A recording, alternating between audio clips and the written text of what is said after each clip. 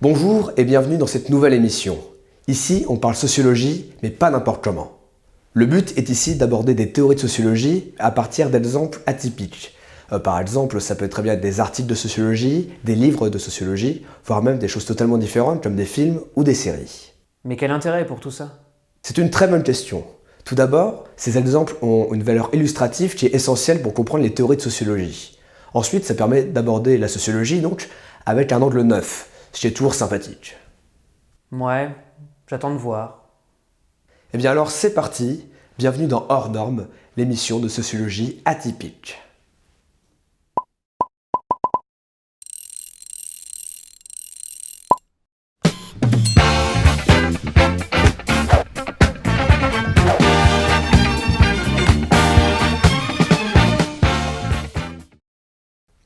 Aujourd'hui, on va commencer soft. On va poser les premières briques de la théorie sociologique. Mais par la suite, ça va nous permettre de développer des éléments un peu plus complexes. Commençons tout de suite. Pierre Bourdieu est un sociologue français qui a commencé à percer au début des années 60 et qui continue à être influent jusqu'à sa mort en 2002. Il est considéré comme l'un des sociologues les plus importants du XXe siècle et il est à l'origine de tout un pan de la sociologie française d'aujourd'hui. Ah ouais, rien que ça. Ah, tu commences avec du lourd là, hein. Mais justement, ça nique pas un peu le principe de la sociologie atypique? Alors, je sais ce que vous allez me dire. Bourdieu, vous le connaissez sûrement, vous l'avez peut-être déjà étudié au lycée, et il était assez médiatique vers la fin de sa vie. Mais je vais seulement m'en servir d'une base pour aller plus loin. Ah, tu me rassures. Alors on va parler de quoi aujourd'hui? Aujourd'hui, on va parler de l'habitus et de ses limites. Mais ça va me permettre également de développer des exemples hyper cool tirés d'un livre et d'un article. Ces exemples vont concerner la boxe. Tout d'abord, introduisons la notion d'habitus. L'habitus est un fait social qui a été mis en évidence par Bourdieu, mais dont on peut faire remonter les origines à Aristote. Ah non, mais rassurez-vous, en sciences humaines et en sciences sociales, on kiffe Aristote, on kiffe bien, c'est sympa. Alors très concrètement, l'habitus, c'est une matrice de dispositions que chacun possède en soi. C'est quelque chose qui s'inscrit dans le long terme, ce qui veut dire que ça met beaucoup de temps à s'inscrire, et ça met aussi beaucoup de temps à changer.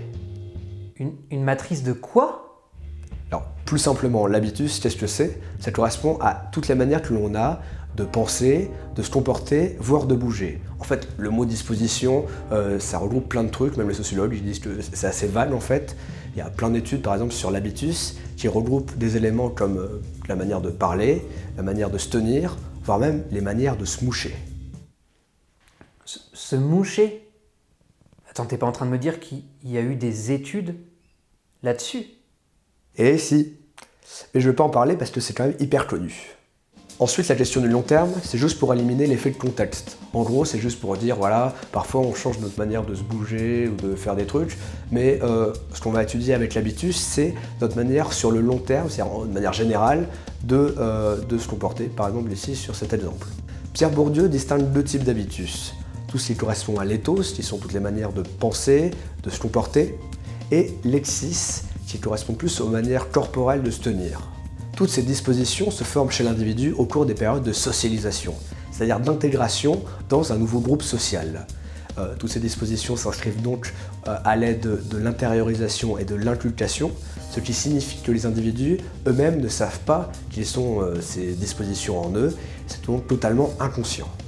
Il faut aussi que tu règles la question de l'individu et du groupe, parce que bon, tu sais bien, Bourdieu, c'est la merde.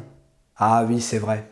Et donc ce qui est aussi hyper intéressant avec l'habitus, c'est qu'on va pouvoir faire le processus inverse. Si à chaque fois qu'on arrive dans un nouveau groupe social, on intègre un nouvel habitus, ça signifie qu'on peut lier à chaque groupe social un habitus. Par exemple, ta famille a un habitus particulier. Sauf qu'en sociologie, bon, ta famille, on s'en fout un peu, mais sur des groupes un peu plus larges, ça va être tout de suite beaucoup plus intéressant. Enfin, pour Bourdieu, l'habitus collectif prime sur l'habitus individuel. Alors, il n'exclut pas l'idée que l'individu fait un peu sa sauce avec son habitus, mais l'idée principale, c'est que, en fait, au niveau du groupe social, on va vraiment avoir une unicité de l'habitus, c'est-à-dire une unicité des comportements. Ça veut dire qu'on va pouvoir décrire une action sociale particulière à chaque groupe social. Et c'est justement là qu'on va pouvoir parler de boxe. Ah bah enfin! Il y a un petit moment où j'ai cru que t'allais rester chiant encore longtemps. Alors, ce qu'il faut savoir, c'est que la sociologie du sport est en plein boom depuis à peu près ces 20 dernières années. Et ce boom a été lancé par le livre de Norbert Elias, Sport et civilisation, la violence maîtrisée. Alors, non, rien à voir avec cet Elias-là. Dans ce livre, Bébert nous dit que le sport, et notamment des sports comme la boxe ou le football, sont des moyens d'encadrer le besoin de violence dans une société où elle est légalement réprimée. Également, dans le dernier chapitre de l'ouvrage, Elias affirme que le sport, par son rapport à la violence dite maîtrisée, permet de développer l'identité masculine. Je suis un homme, donc je suis violent, c'est ça? Alors déjà, non. Ce qu'il faut bien comprendre en sociologie, c'est sur quel terrain on joue. Et pour bien comprendre ça, il va falloir différencier sexe et genre. Le sexe, c'est vraiment l'idée au niveau biologique, c'est-à-dire homme ou femme. Le genre, c'est un peu plus compliqué, ça va être la manière dont tu vas être éduqué. Ça peut être homme, femme, ou même totalement autre chose, comme tortue, pelle ou râteau. Ouais, mais j'ai été éduqué en tant qu'homme, donc je suis violent du coup. Alors non plus. Une autre nuance à apporter, c'est que la question de l'identité masculine ou féminine est à comprendre selon la chose suivante. C'est un fait social qui n'a pas de réalité en dehors du social. C'est-à-dire, en fait, pour être plus clair, ce sont les agents qui déterminent ce qu'est l'identité masculine. Il n'y a pas de réalité véridique de ce qu'est un homme ou une femme. En bref, tes parents t'éduquent en tant que femme ou en tant qu'homme selon l'image qu'ils ont de l'identité masculine ou de l'identité féminine. Ainsi, quand la sociologie s'intéresse à la masculinité ou la féminité, elle s'intéresse avant tout à la représentation sociale qu'ont les agents de ces deux notions. Or, il y a une certaine régularité dans la notion de féminité ou de masculinité. Simplement, ce sont des choses qui se passent de génération en génération et qui sont elles-mêmes intériorisées. Ce qui signifie que dans le temps, on va pouvoir les étudier de manière assez stable. Mais il faut cependant pas oublier que la notion de féminité et de masculinité évolue au cours du temps, de manière assez lente certes, mais évolue quand même. D'accord, et du coup, dans l'image usuelle que les gens ont de la masculinité, il y a une certaine idée de violence. J'ai bon? Mais ouais, même encore aujourd'hui, il y a toujours cette idée de l'homme viril qui va aller foutre des bourre-pifs à Bowser pour sauver la princesse Peach. On est vraiment sur ça. Ah, ok, là ça me parle. Or, pour Elias, il y a donc un lien direct entre identité masculine et violence. L'équilibre du pouvoir entre les sexes tend à pencher en faveur des hommes lorsque la violence et l'affrontement sont des traits endémiques de la vie sociale. Et ça, c'est justement lié avec cette idée de virilité. Cette idée de virilité implique un corps bâti, musclé, et donc l'expression d'une certaine puissance physique qui s'exprime par la violence. Ainsi, ce que Bébert nous dit là, c'est que des sports comme la boxe ou le football sont des fiefs de la masculinité et de la domination masculine. Par cette idée de virilité, c'est-à-dire de violence qui est ici maîtrisée, qu'expriment ces deux sports. Ce lien entre boxe et identité masculine est développé plus en détail par Loïc Vacan dans son livre Corps et âme, carnet ethnographique d'un apprenti boxeur, publié en 2001. Juste un mot sur Loïc Vacan, c'est un gros bourdieusien. Il est devenu sociologue après avoir rencontré Pierre Bourdieu. Puis il est parti faire ses études aux États-Unis, où il a notamment traité la gestion des exclus. Il a notamment fait des ouvrages sur la prison et les prisons aux États-Unis, qui sont assez cool, j'en parlerai peut-être un jour. Dans ce livre, Loïc Vacan relate ses premiers pas en tant qu'apprenti boxeur dans un club de boxe anglaise du quartier noir de Chicago. Cela va nous permettre d'en apprendre un peu plus sur la boxe et l'habitus. Vacan explique alors comment on lui inculque l'habitus de boxeur. Alors cet habitus se compose d'une grande partie d'exis, c'est-à-dire comment se tenir sur le ring, comment tenir la garde, mais aussi d'une partie ethos qui correspond à toutes les valeurs de boxeur, par exemple la ténacité sur le ring. C'est également un environnement où le contrôle social est très fort. Chaque écart aux normes entraîne une sanction directe, soit de l'entraîneur, soit des coéquipiers. De plus, vu qu'on est en boxe, cette sanction peut être très bien symbolique, des réprimandes par exemple, mais également physique, comme par exemple des coups plus appuyés. De plus, Loïc constate que cet habitus, appelé habitus pugilistique, s'imprègne très rapidement en lui et s'intériorise sans qu'il s'en rende compte. Il y a par exemple tout le rythme des ateliers, qui sont de 2 minutes en 2 minutes, qu'il intègre sans le savoir. Cependant, une grande question manque, celle du genre. Elle est très peu abordée dans le livre. Or, il me semble intéressant de développer ce point qui est manquant dans le livre de Vacan. En effet, avec Vacan, on assiste plutôt à une socialisation en règle, c'est-à-dire que la boxe, dans l'imaginaire collectif, dans la représentation des agents, est plutôt liée à la masculinité, comme on l'a vu. Mais qu'en est-il d'une socialisation moins réglée, c'est-à-dire qu'en est-il de l'apparition des femmes dans la boxe? C'est à cette question que répondent Christine Ménesson et Jean-Paul Clément dans un article de Actes de la recherche en sociologie, une revue fondée par Pierre Bourdieu, qui est nommé « Boxer comme un homme, être une femme ». Alors, juste pour vous dire, les sociologues ont souvent été très tendus notamment en ce qui concerne la question des femmes. Mais vraiment très très tendu. Je vous fais un petit best-of par exemple de Auguste Comte, qui est un sociologue des premiers temps, qui a quelques répliques assez croustillantes à ce niveau-là.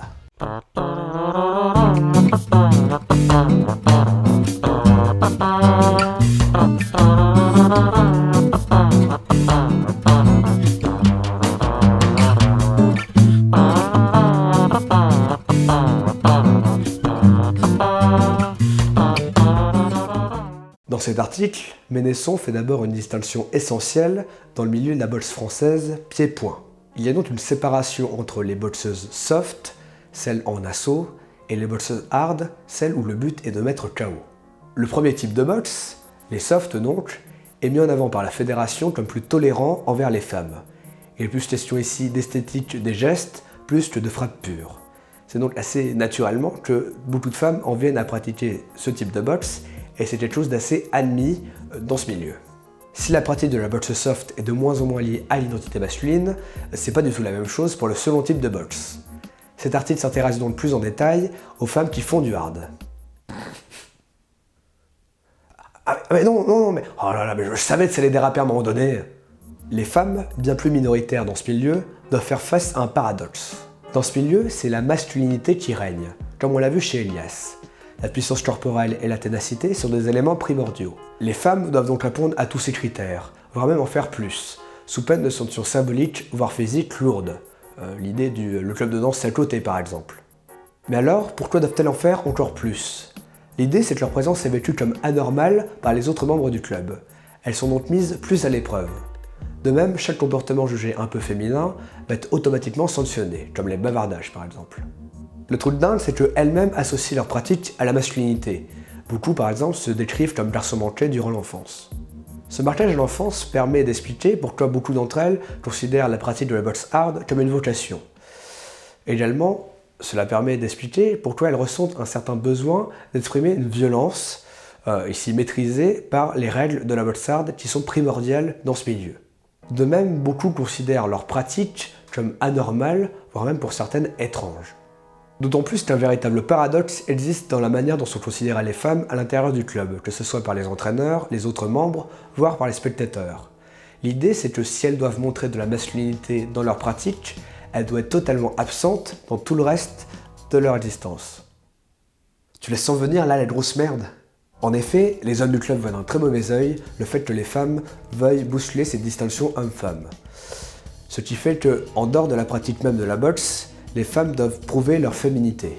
Par exemple, une femme qui va arriver au club avec une démarche un peu trop carrée, stricte, va être appelée la camionneuse, ou encore, dès que les femmes ne respectent pas cette règle de la féminité en dehors des pratiques, elles vont recevoir des sanctions ici physiques, notamment des coups plus appuyés sur le thème si tu te prends pour un homme, alors on va te traiter comme tel.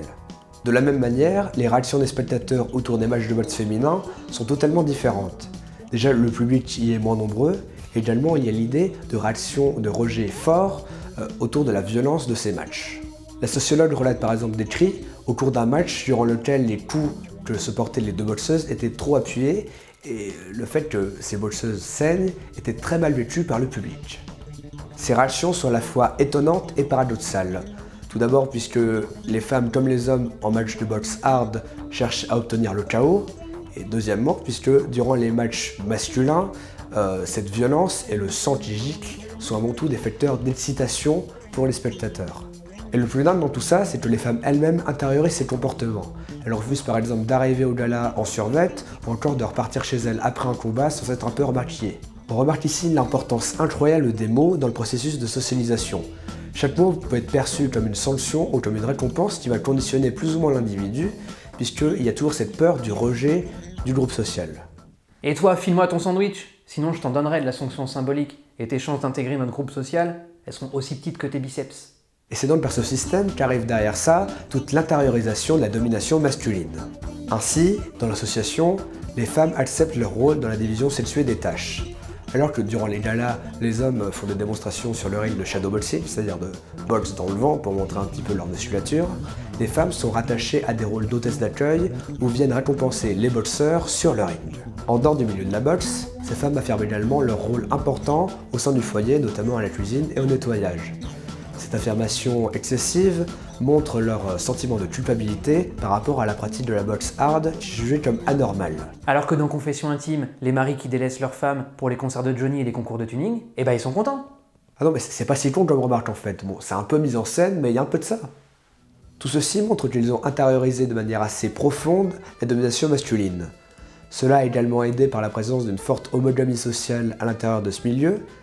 Alors, qu'est-ce que ça veut dire homogamie sociale? C'est simplement que les femmes de la boxe vont avoir tendance à créer des liens affectifs, voire même amoureux, avec les autres hommes de la boxe. Or, ces hommes qui font de la boxe ont tendance à également montrer de plus en plus, de par leur pratique, leur côté masculin, leur virilité. Ce qui n'aide pas tout le schmilblick. Ah, sauf Rocky. Ah, lui, c'est un boxeur au grand cœur. Il va à la patinoire et au zoo et tout ça. Alors c'est vrai que dans les 3 premiers films, Rocky s'appuie beaucoup sur sa femme dans sa pratique de la boxe. Elle s'émancipe peu à peu au cours des 3 films. Mais faut pas exagérer, ça reste quand même une mère au foyer standard. Dans le bon, comme icône féministe, il y a mieux. On aboutit donc à un paradoxe, qui peut être résumé sous la phrase « être performante sans remettre en question la distinction entre les sexes ». Cette dualité ne trouve pas forcément une issue, notamment en ce qui concerne le corps. De par un idéal de performance, elles doivent développer des muscles. Cependant, l'idéal de féminité leur impose le fait de ne pas avoir de muscles. Elles vont donc refuser certains vêtements, comme les débardeurs, afin de cacher cette musculature qui les dérange. La première définition de l'habitus que l'on a vue détermine fortement les comportements des individus. Cependant, on voit bien que là que les boxeuses doivent s'adapter en fonction des injonctions contraires qu'elles reçoivent. On va donc essayer de développer une autre thèse qui vient en complément de celle de Bourdieu. Il s'agit de celle de Bernard Lahire. Pour lui, la notion d'habitus est trop forte, trop déterministe, puisqu'en fait, dans chaque processus de socialisation, chaque individu a une histoire particulière.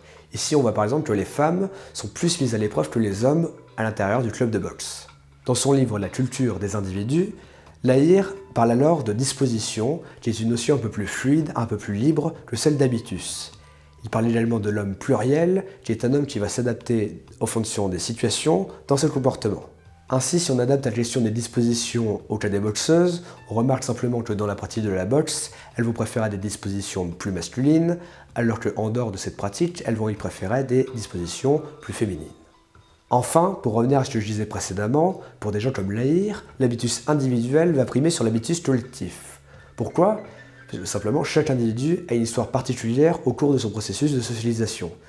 Ces processus de socialisation sont multiples et au cours de l'intégration de l'individu à plusieurs groupes sociaux, il va recevoir des injonctions différentes, voire même contradictoires. L'individu va donc devoir gérer toutes ces injonctions qui sont parfois totalement différentes.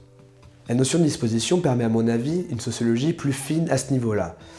En plus, on a l'idée que la féminité et la masculinité chez les boxeuses ne sont pas simplement un switch, c'est-à-dire qu'elles ne vont pas adapter leur comportement simplement à la pratique et à la non-pratique. Ces 2 dispositions contradictoires vont déborder dans chacun des 2 domaines. Par exemple, au niveau de la pratique, elles se battent tous les jours pour ne pas montrer leur féminité et vice-versa. Ça permet donc quelque chose de beaucoup plus fin, de beaucoup plus complexe, qui est toujours appréciable dans une théorie sociologique. Enfin, et avant de clôturer cet épisode, j'aimerais répondre à une dernière question. Pourquoi avoir commencé spécialement par ça ? Cela vient d'une certaine idée que j'ai de la sociologie. L'idée que, contrairement aux autres sciences, la sociologie n'a pas un réel besoin d'être vulgarisée. Et qu'au contraire, aujourd'hui, il semble plus intéressant de rappeler que tout le monde ne peut pas faire de la sociologie. Tout le monde ne peut pas éditer sa petite théorie sociologique basée sur 2 ou 3 de ses potes. Je pense qu'il est important, aujourd'hui, encore plus encore, de rappeler que la sociologie est une vraie science, qui se base sur des faits avérés et notamment sur la statistique qui est très poussée. Quand je vois par exemple certains tweets que je vais mettre ici puisqu'ils valent quand même le détour, de gens qui s'amusent un petit peu à définir des comportements de masse qu'ils ne semblent apparemment pas connaître, puisque au final ils n'ont pas de rapport statistique avéré sur ce sujet, cela fait un peu peur. Et contrairement aux autres sciences, on ne parle pas par exemple de la physique des particules d'une telle manière. L'idée c'est que la sociologie est quelque chose d'attirant certes, puisqu'on parle de l'humain et on essaie de le comprendre un peu mieux. Cependant, il faut éviter les comportements à risque, puisque vu que la sociologie est un sport de combat, il faut s'en servir avant tout pour l'autodéfense et non pas pour l'attaque. Ah oui, je vous ai laissé quelques petits boutons là, à mon avis vous les connaissez déjà, donc n'hésitez pas à cliquer dessus, hein, vous savez ce que ça fait, partager tout ça, c'est super intéressant pour moi. Mais avant tout, laissez-moi vous parler des gens qui m'ont aidé à faire cet épisode. Notamment, j'aimerais remercier du fond du cœur Corentin Keko Vidou, Keko c'est son pseudo, qui n'a pas hésité à me prêter son matériel et son studio de travail, c'est-à-dire en fait sa chambre, ou son bureau, me semble-t-il, pour m'aider donc à tourner cet épisode. Donc n'hésitez pas non plus à aller voir son travail sur sa chaîne, donc Historyboard, où il parle un petit peu des références historiques dans les jeux vidéo. Donc c'est un travail tout à fait intéressant que j'adore moi personnellement. Il va sortir un nouvel épisode bientôt, donc n'hésitez pas à aller voir. C'est tourné au même endroit que l'épisode, donc si vous avez bien aimé le fond avec les petits papiers peints, c'est super sympa.